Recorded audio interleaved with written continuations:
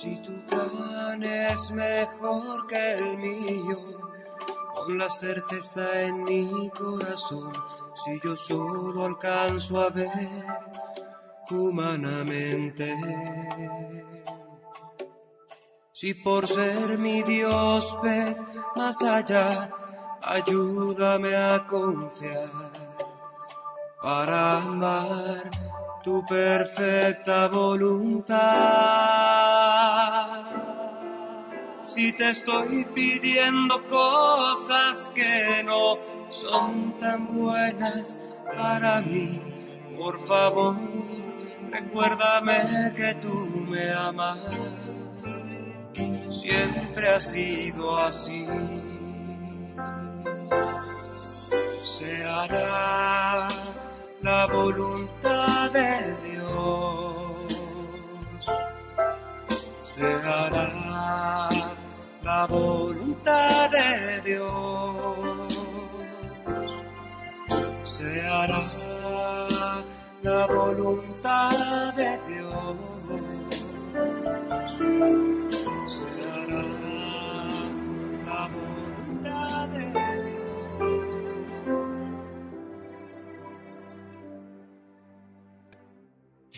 El día de ayer estuvimos tratando de dar una idea general de quiénes somos, de cuál es la finalidad que Dios se trazó para crear, por qué nos creó. Y llegamos a conclusiones, yo creo que válidas y muy importantes. El primer ser humano creado y el motivo por el cual Dios crea es Jesús. O sea, no es el hombre como tal, sino es Jesús. ¿Para qué lo crea? Para poder subsanar la necesidad de Dios. Porque Dios, por necesidad de naturaleza, tiene que amar, porque Dios es amor. Y esa necesidad no la puede subsanar de otra manera más que con un ser semejante a Él. Y el único ser semejante a Él es el Hijo. O sea, es Él mismo, pero en la persona del Hijo. Entonces, primer ser humano creado es Jesús. La causa de la creación es Jesús. Dios, ¿cómo lo diríamos? Satisface su necesidad de amor en Él. Y una necesidad de decoro, o sea, tiene ahora a alguien igual a Él y puede recibir el amor igual que el que Él da, porque Jesús es Dios junto con Él, es segunda persona de la Trinidad. Otra de las cosas que es importante entender, el hombre, el ser humano, ya nosotros, somos creados a imagen y semejanza de Dios en Jesús. O sea, tenemos la imperiosa necesidad de tener a Jesús en nosotros para que podamos compartir esa imagen y esa semejanza con Dios y poder entrar en el plan de Dios de ser amados por Él y poderlo amar totalmente. Entonces nosotros necesitamos estar en Jesús. Creo que serían los puntos clave de lo que vimos ayer. Ahora vamos a empezar por la creación del hombre, ya de nosotros. Ayer hablamos de la creación de Jesús, de la humanidad de Jesús. Ahora vamos a ver cómo fuimos creados nosotros. El día de ayer también decíamos que nosotros no formamos parte de la creación general. Y creo que todos están de acuerdo con eso. O sea, no somos parte de la creación. Vamos a verlo. Vamos al libro del Génesis, ¿sí? El libro del Génesis nos habla, es una narración de la creación. En el primer día, Dios crea el cielo y la tierra, o sea, los elementos. Pero esos elementos, o sea, era un caos. no había orden, no había nada, simplemente era la creación de la materia. Y nos dice el Génesis que el Espíritu de Dios se movía sobre la creación, sobre aquellos, ¿sí? En el segundo día, Dios empieza a poner un orden en todo lo creado. O sea, ese orden empieza a ordenar las cosas, en el cielo lo que le corresponde, en la tierra, en las aguas, en fin, empieza a hacer una ya transformación de aquella materia, de aquel caos, y lo empieza a poner como lo conocemos ahora. En el tercer día separa las aguas de las de arriba del cielo de las de abajo de la tierra. Aquí Jesús nos da una explicación de qué quiere decir eso. O sea, que no era adecuado que toda el agua que Él crea estuviera en algún lugar nada más, que todo estuviera aquí en la tierra, o que todo estuviera en el cielo, y creo que todos sabemos cuál es el agua del cielo, ¿verdad? O sea, las nubes. Tiene que haber un ciclo para que esté continuamente reciclándose este elemento tan vital, que es el agua que está aquí abajo, se evapora, llega a las nubes, ahí se condensa y vuelve otra vez a bajar. Eso es lo que está queriendo decir. Y después empieza y dice, produzca la tierra hierba verde, y que dé simiente y plantas fructíferas que den fruto conforme a su especie, y contengan en sí mismas su simiente sobre la tierra. Palabras muy curiosas. Que dé simiente. ¿Qué es simiente? Semilla. ¿Para qué? Para que el acto creador de Dios no tenga un final, sino se pueda seguir extendiendo. O sea, Dios no va a volver a crear una planta. Ya la creó, pero le puso semilla. Y esa semilla es la reproductora del acto creador de Dios. Y otra cosa que también es curiosa, a la hora de crearlas, es una orden lo que Él da, y dice, produzca.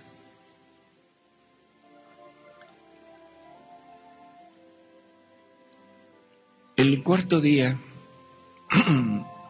dice, haya lumbreras o cuerpos luminosos en el firmamento del cielo, que distingan el día y la noche, y señalen los tiempos o las estaciones, los días y los años, a fin de que brillen en el firmamento del cielo y alumbren la tierra. Cuarto día de la creación. ¿Qué hace Dios el primer día? El ordenar, ¿no? ¿Y qué nos dice el Génesis? ¿Cómo empieza ese día? Fiat lux. El fiat es hágase. Entonces, en el primer día, Dios dice, fiat lux, hágase la luz.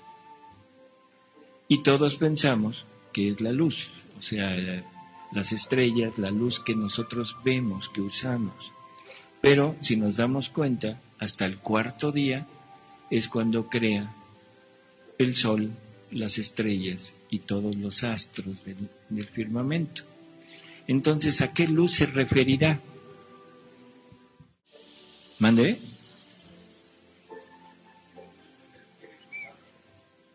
Ah, caray. A la creación angélica. A la creación angélica. O sea, porque si se fijan en todo el relato de la creación no aparecen los ángeles como tales. Y los ángeles son creados, hay que recordar eso, son creados. Entonces deberían de haber aparecido, y sí están, pero los pone como luz. ¿De acuerdo? Entonces en el cuarto día es cuando crea los astros del firmamento. En el quinto día dice, produzcan las aguas, reptiles animados que vivan en el agua, y aves que vuelen sobre la tierra. Creó pues Dios los grandes peces y los animales que viven y se mueven, producidos por las aguas según sus especies, y asimismo todo lo volátil según su género. Y vio Dios que lo hecho era bueno, y los bendijo diciendo: creced y multiplicaos y henchid las aguas del mar, y multiplíquense las aves sobre la tierra.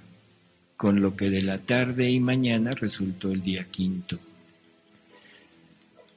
Según su especie y según su género. Esto hay que recalcarlo. ¿Por qué? Porque en la actualidad la teoría de la evolución nos está haciendo mella en las mentes de todos nosotros.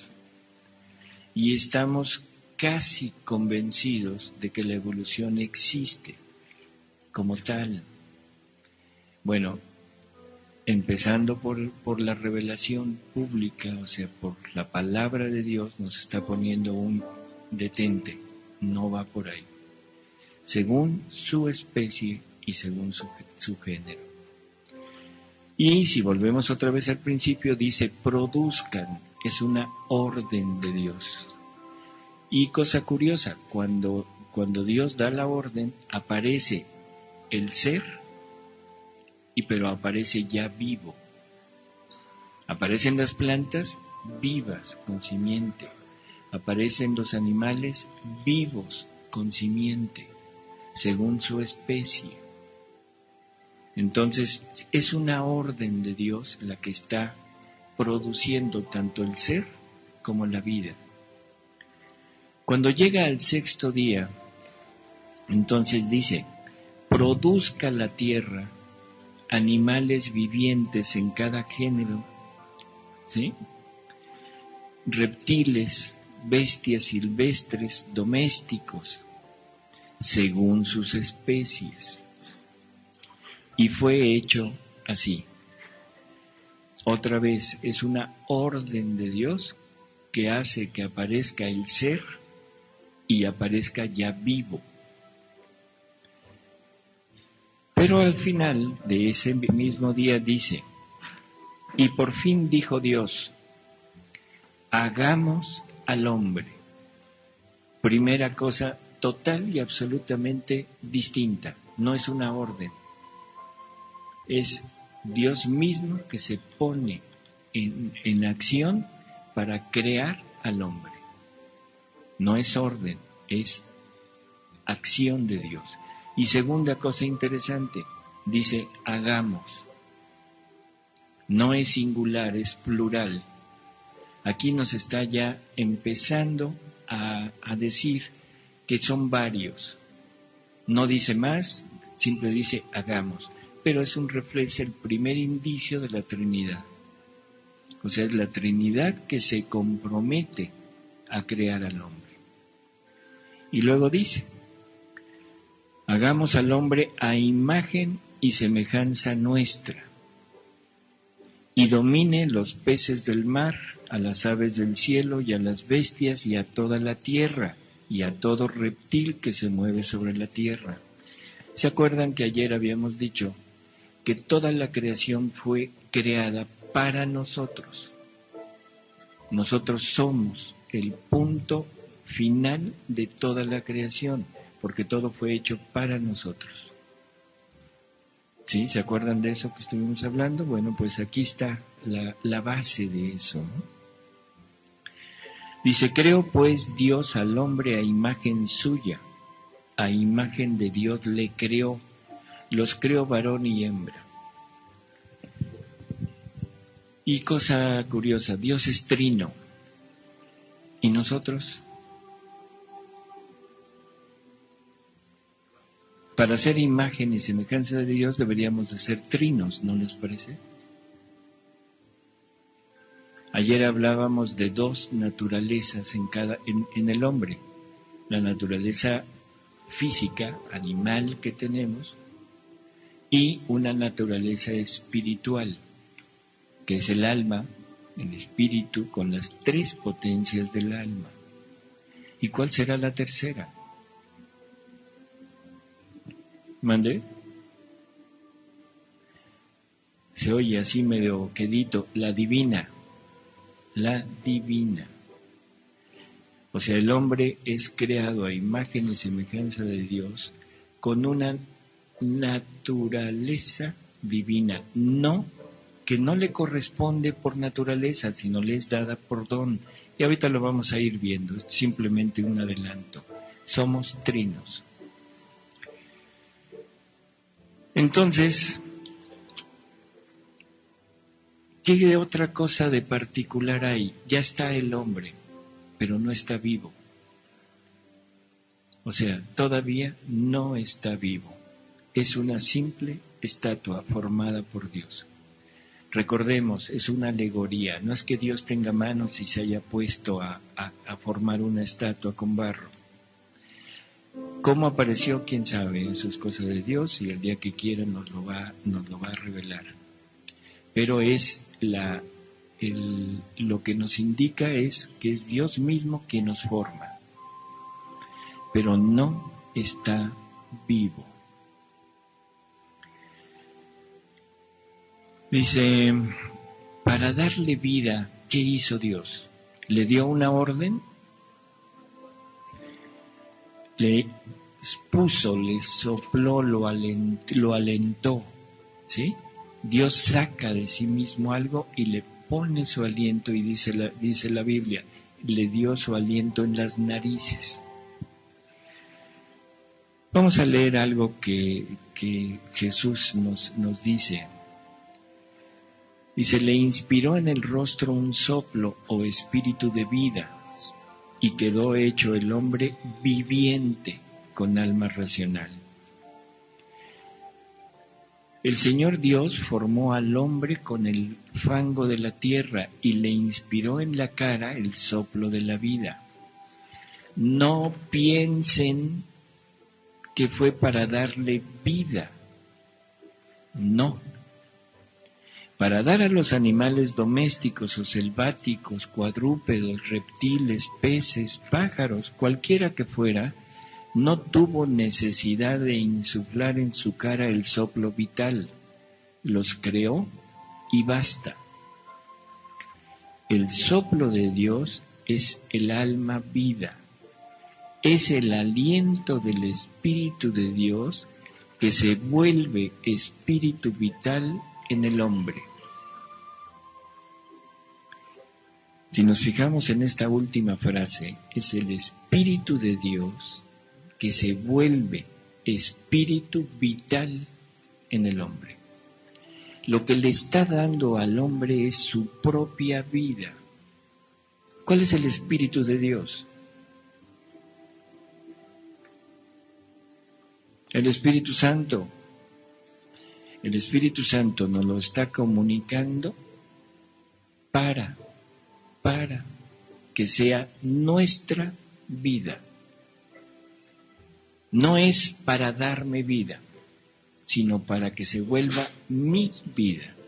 Y esta es la tercera naturaleza del hombre, la divina, que no es por mí, no es algo que me corresponda como tal, pero Dios me la quiere dar y ayer vimos el por qué y para qué.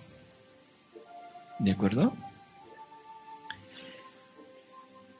En los escritos de Luisa, vamos a leer una fracción de un escrito de Luisa que dice: hija mía, nada has dicho de la creación del hombre, de la obra maestra de la potencia creadora, donde el Eterno, no a gotas, sino a olas, a ríos, ponía su amor, su belleza, su maestría, y llevado por el exceso de amor, se ponía a sí mismo como centro del hombre. A sí mismo, el Creador. ¿Quién es el Creador? Dios, la Trinidad. Dios Padre es el que toma la parte actuante, pero donde está el Padre está el Hijo, y donde está el Hijo y el Padre está el Espíritu Santo. Es la Trinidad que se pone en el hombre como centro de vida. Dice, por el exceso de amor se ponía a sí mismo como centro del hombre, pero él quería al hombre como una digna habitación. ¿Qué hace entonces esta majestad increada? Crea al hombre a su imagen y semejanza, y desde el fondo de su amor hace salir un respiro, y con su aliento omnipotente le infunde la vida, dotando al hombre de todas sus cualidades proporcionadas a la criatura, haciéndolo un pequeño Dios. ¿Podría Dios ser nuestra vida si no contara con todo lo que Él posee? ¿Y qué cosas posee Dios? Lo más normal es que digamos todo, ¿sí? Bueno, y yo les pregunto, ¿y qué es todo? ¿A qué se refiere con ese todo? ¿Dios posee la creación? Pues sí, pero la creación es obra de Él, o sea, pero como posesión natural de Dios. ¿Qué será? ¿Qué habrá en Él? O sea, sus atributos.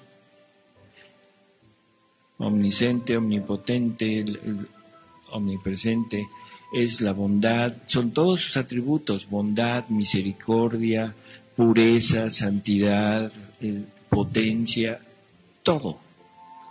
Todo eso que le pertenece por naturaleza, a la hora que se pone en el hombre, ¿qué le está dando?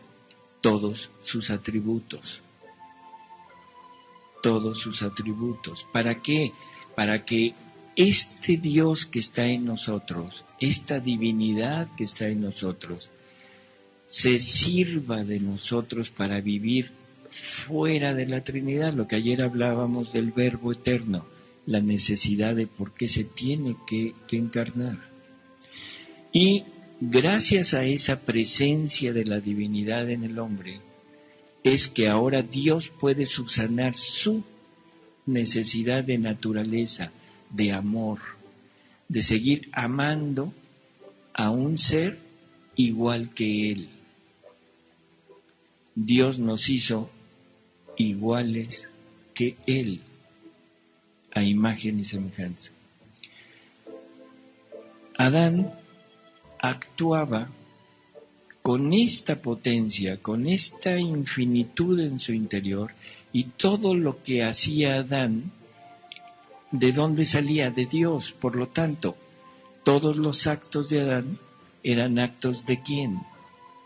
De Dios, eran actos divinos.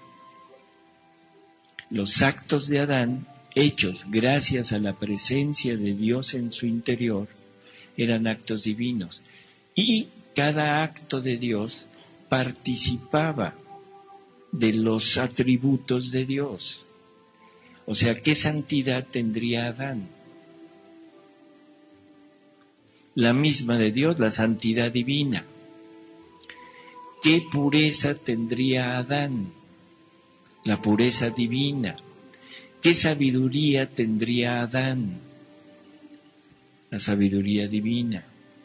¿Qué bondad tendría Adán? La bondad divina. Y así, síganle todo lo que se les ocurra. Porque son los atributos de Dios que ahora están en el hombre porque Dios está en el hombre. Y Dios quiere compartir con el hombre. O sea, no es que Él me use a mí, sino nos usamos mutuamente. O sea, porque Él me usa para poder tener vida fuera de la Trinidad, aquí en este mundo. Pero yo lo uso para tener una santidad igual a la de Él. Ahora formamos unidad. Ahora somos uno con Él. ¿Se acuerdan del Evangelio de San Juan? Padre, yo en ellos, tú en mí, para que ellos sean uno con nosotros, como tú y yo somos uno. Esta es la finalidad de nosotros. Para eso fuimos creados. No fuimos creados para llevar esta vida que llevamos. Esta vida es usurpación que hemos hecho de nuestra verdadera finalidad. Pero vamos a seguir. Entonces, haciendo de él un pequeño Dios. Dice, no fue así al crear al hombre. Bueno, está hablando. Y dice, en verdad, es verdad que su origen es mi fiat, o sea, del hombre, su acción, pero no me bastó, sino que llevado por un exceso de amor, le di el aliento, queriendo infundirle mi misma vida. Lo doté de razón, lo hice libre y lo constituí rey de todo lo creado. Ya habíamos hablado ayer de la libertad. Era necesaria la libertad para poder aceptar y vivir esto, porque Dios es libre. Yo no podía ser forzado a esto. Para eso me fue dada la voluntad humana, para usarla como punto de escoger. ¿Qué escojo? ¿La vida divina que Dios me quiere dar o una vida alejada de Él? Una vida mía, sin Dios. Eso es lo que hemos hecho siempre. Entonces nos constituye reyes de todo lo creado y nos infunde su misma vida.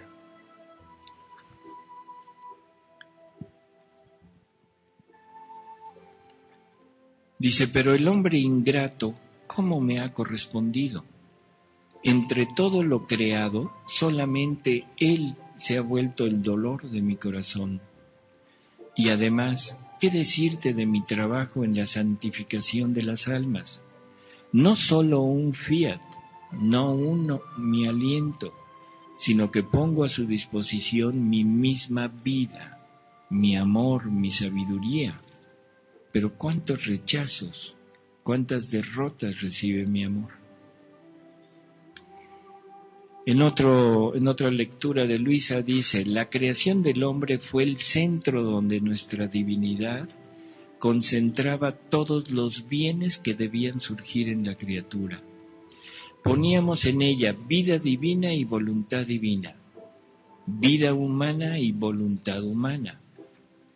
La vida humana debía servirnos de habitación y las dos voluntades fundidas juntas debían hacer vida en común, con sumo acuerdo.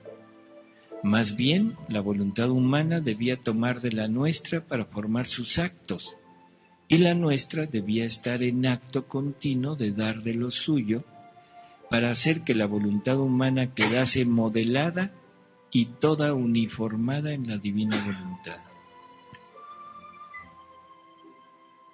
Si se fijaron, dijo fundidas. ¿Qué quiere decir? ¿Qué estamos queriendo decir nosotros cuando decimos que algo se fundió? Se derritió. ¿Sí? Y si son dos cosas que se funden, se juntan. ¿Qué pasaría si se unen, si se ponen dos materiales diferentes y se funden? ¿Y qué resulta? Una aleación. Y eso sí es que son compatibles. ¿Sí? Entonces, para que realmente sea uno, necesitan ser del mismo material. Vamos a poner oro y vamos a poner fierro. ¿Qué pasaría si yo pongo oro y fierro y los fundo? Se van a ver, probablemente se adhieran, pero se van a ver perfectamente el oro y el fierro porque no se mezclan. Eso es la aleación, vamos a decirlo así. Pero si yo pongo un objeto de oro, un anillo de oro, y pongo un collar de oro, y los fundo, ¿qué resulta? Oro, con una forma diferente, pero oro. ¿Y eso ya se perdió el anillo? No, ahí está dentro. ¿Ya se perdió el collar?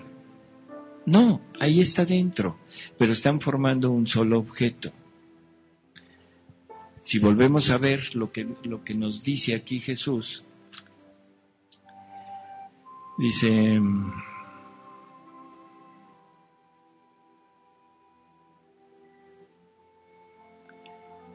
las dos voluntades debían ser,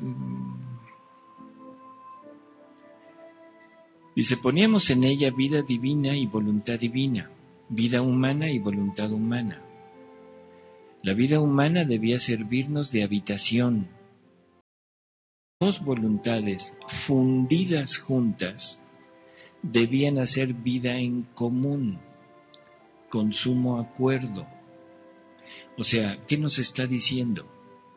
Que ahora ya no son dos, es una sola y hacer vida en común.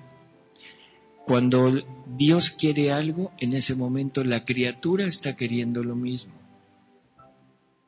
Cuando Dios decide hacer algo, la criatura está decidiendo lo mismo. Yo sé que suena raro, les voy a preguntar.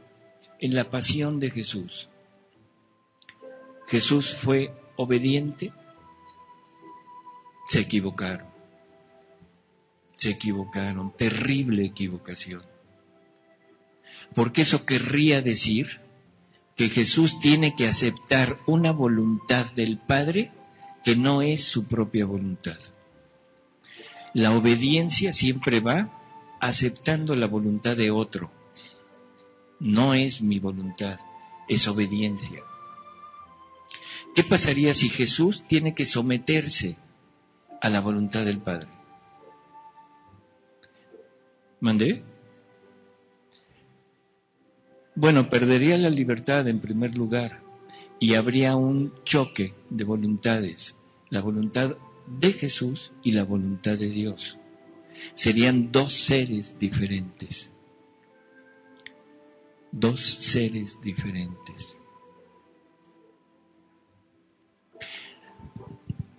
Eso lo vamos a ver en la noche, por eso es que quiero platicar de la pasión, aprovechando esta plática. Digo, esta época. Tenemos un malentendido. No se haga mi voluntad, sino la tuya. Y estamos pensando que Jesús, fíjense lo que voy a decir, que Jesús tiene miedo en ese momento. Tiembla ante lo que viene porque lo sabe, y en ese momento implora al Padre, decir, Padre, si es posible, no me hagas pasar por esto. Pero, pues ni modo, hágase tu voluntad. ¿Les parece un Jesús como lo que es? ¿Segunda persona de la Trinidad? Por supuesto que no.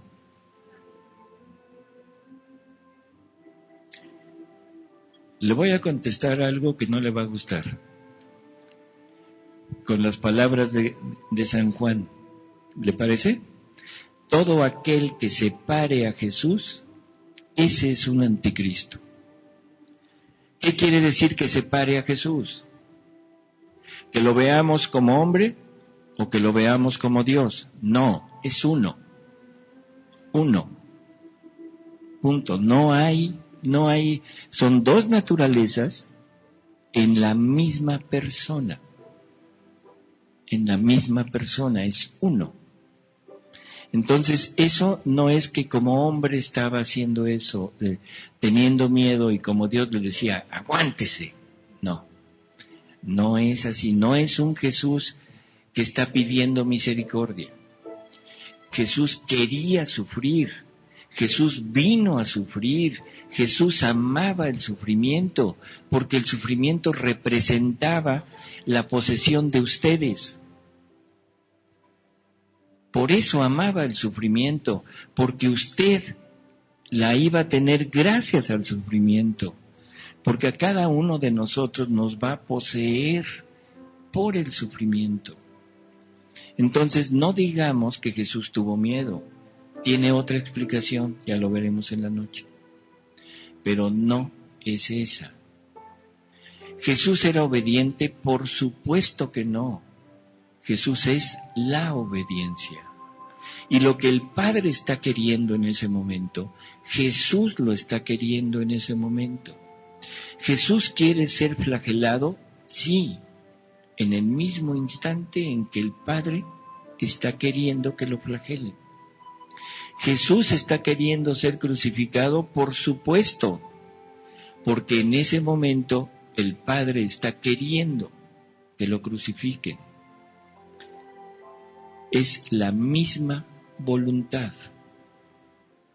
Si decimos que no, entonces son dos voluntades. Y si son dos voluntades, son dos seres diferentes. Y si son dos seres diferentes, la Trinidad ya no es Trinidad o Jesús no es Dios. ¿Sí se entiende? Jesús está queriendo lo que el Padre quiere en ese momento. Eso quiere decir estar unificado en la voluntad, hacer una sola voluntad.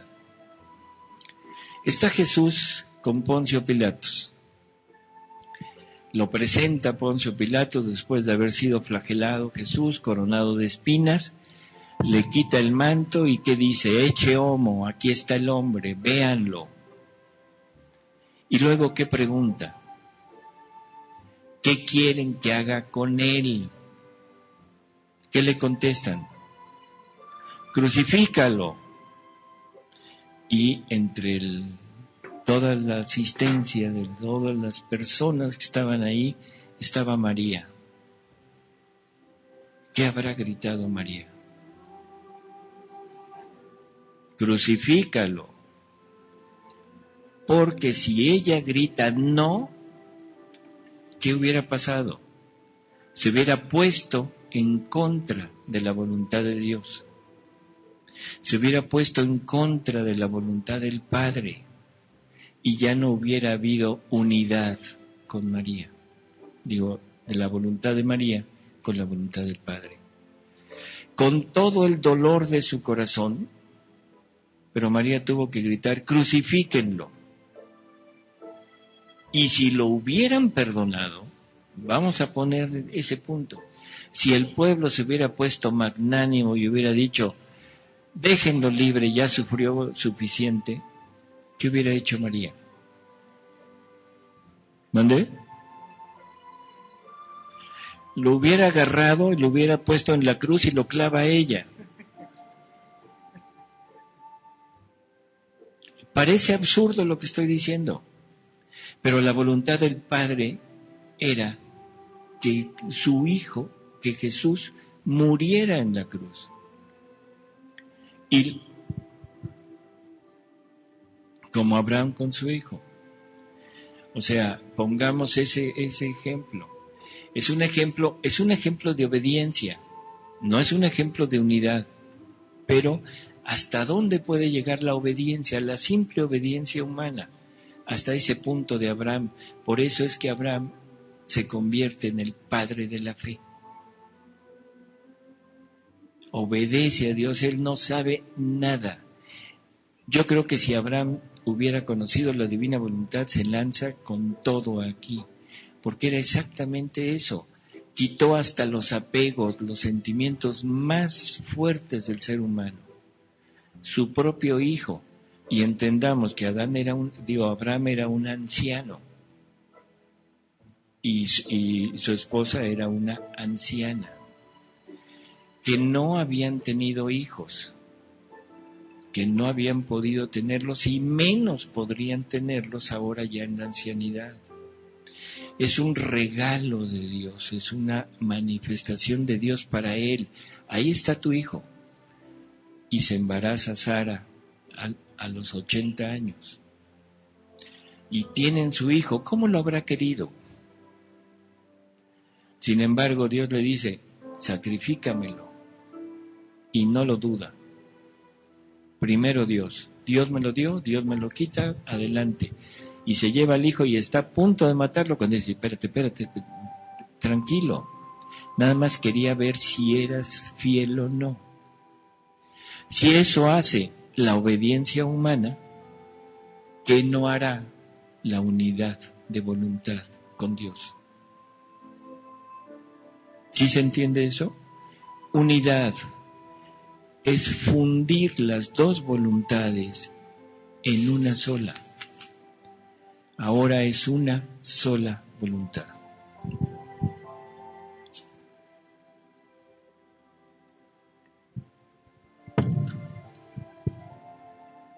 Dice, bueno, entonces quedamos que le dio vida humana, vida divina, voluntad humana y voluntad divina. Dios nos dotó con tres potencias, ¿sí? El alma tiene tres potencias, que es voluntad, inteligencia y memoria. En la voluntad refulgía el Padre Celestial, la voluntad divina, la potencia de Él.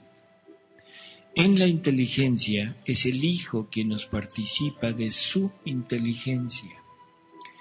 Y en la memoria es el Espíritu Santo que se manifiesta el amor de Dios. ¿Qué no debería de ser amor en vez de memoria? ¿Qué no las tres potencias del alma deberían de ser inteligencia, voluntad y amor? Para que fuera Padre, Hijo y Espíritu Santo. ¿Y entonces por qué nos dio la memoria?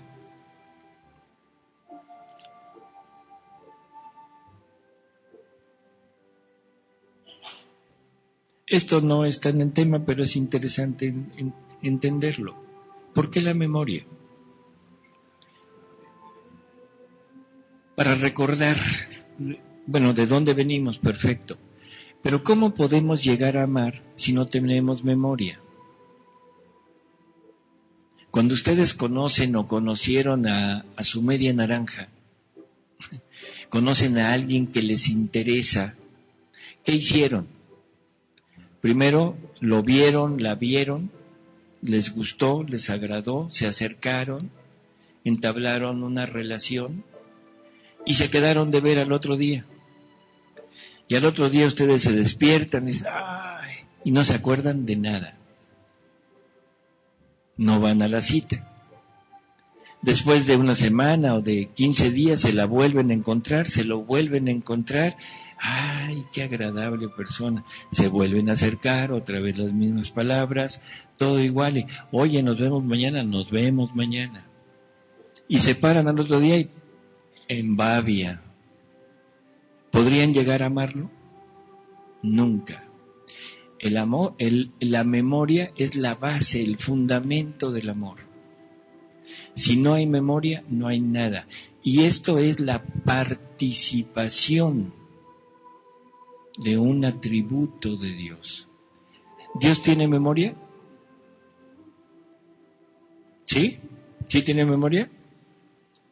Se equivocaron.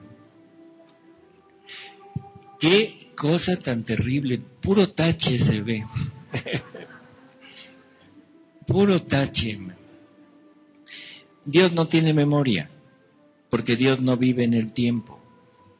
Dios vive en la eternidad y la eternidad es un eterno presente. No hay pasado ni hay futuro, todo es presente. ¿De acuerdo? Entonces, para Dios no es necesaria la memoria. Para nosotros sí. Y sobre todo para recordar cómo fuimos creados, de quién venimos y poder llegar a amar a Dios al recordar todo lo que ha hecho por nosotros. En ese sentido. Entonces, las tres potencias del alma es el atributo en donde Dios va a poner sus propios atributos. La voluntad divina tiene que montarse sobre la voluntad humana. La inteligencia divina tiene que ponerse donde se pone la inteligencia humana.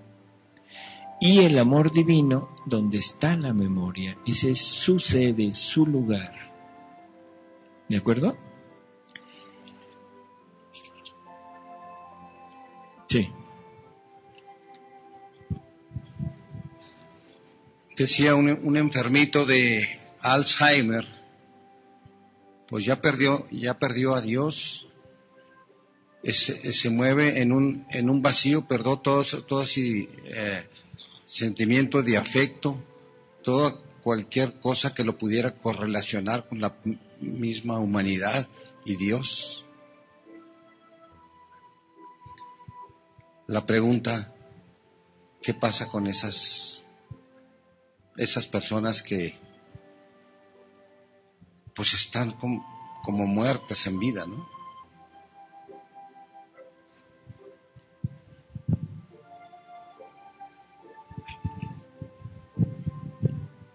Vamos a hacer un ejemplo tonto, pero un ejemplo que nos va a poder ilustrar. Ya ven que cada día estamos haciendo cosas más inteligentes, teléfonos inteligentes, en fin, todo es inteligente. Entonces vamos y compramos el último grito de la moda en coches. Es un coche súper inteligente. No hay que hacer nada, todo lo hace el coche. Nos subimos en nuestro coche, cerramos la puerta y le decimos, llévame lejos de este retiro porque no quiero oír tantas cosas horribles. Y de repente el coche, en vez de arrancar e irse, ¡pum!, prende las luces. Y las personas que están afuera dicen, ay, mira qué raro, pues es de día, está prendiendo las luces. Y usted ve que no se mueve, le dice, ¡que me lleves! Y toca el claxon. Échate en reversa, y agarra y prende el motor, pero no se mueve. Apágalo y ¡bum!, sale en reversa volado y casi atropella a una persona. ¿Qué van a decir? Este desgraciado está loco, ¿no? ¿Sí se entiende lo que quiero decir? O sea, el coche inteligente no responde, se le descompuso la computadora y hace cosas totalmente absurdas. Entonces, estamos pensando, los que estamos fuera, que él, el que está adentro del coche, está loco. ¿Sí? El coche soy yo. El conductor es mi alma. ¿Habrá almas con Alzheimer? ¿Habrá almas paralíticas? ¿Habrá almas con gripa? ¿Con influenza H1N1? ¿No? El alma no se enferma. ¿De acuerdo? Y el alma es el conductor de este coche. Y este coche se enferma. El alma da una orden y yo hago otra cosa.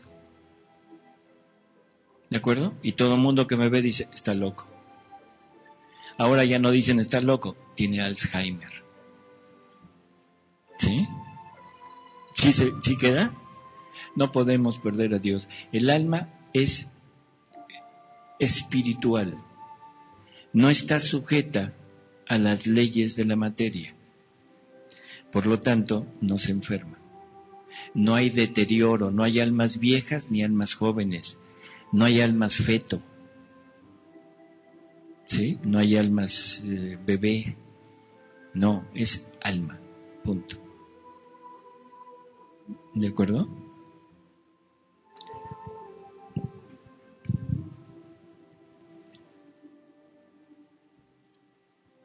Dice, ahora no hay vida, tanto humana, espiritual y divina, que no tenga necesidad de alimento para crecer. Creo que eso también es muy claro. Para fortalecerse, embellecerse y felicitarse. Nosotros poníamos nuestra vida divina en el hombre porque era incapaz de recibir toda la plenitud de nuestro ser divino. O sea, Dios se quería dar en totalidad a nosotros, su ser. Pero el ser de Dios es infinito. Entonces no nos cabe. Somos incapaces de poder albergar lo infinito porque somos finitos. Y se pusimos en Él cuanto podía contener de nuestra vida, dándole libertad de hacerla crecer cuanto más pudiera y quisiera. Pero nuestra vida en el hombre, para crecer, tenía necesidad de alimento. He aquí la necesidad de poner en él una voluntad divina. Nuestra vida divina no se habría adaptado a alimentos de voluntad humana. ¿Qué es lo que nos ha hecho crecer hasta ahora?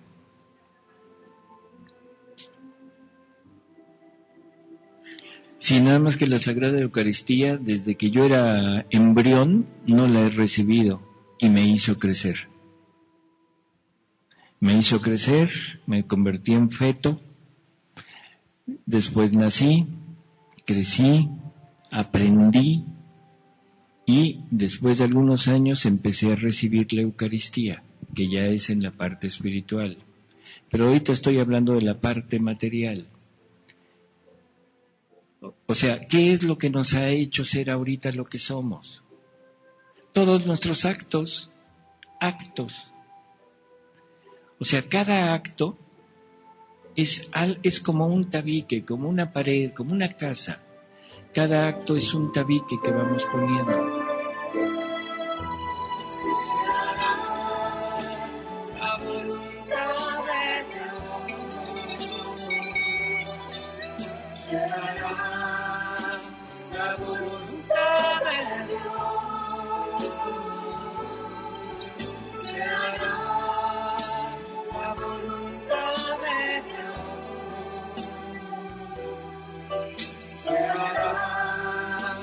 La voluntad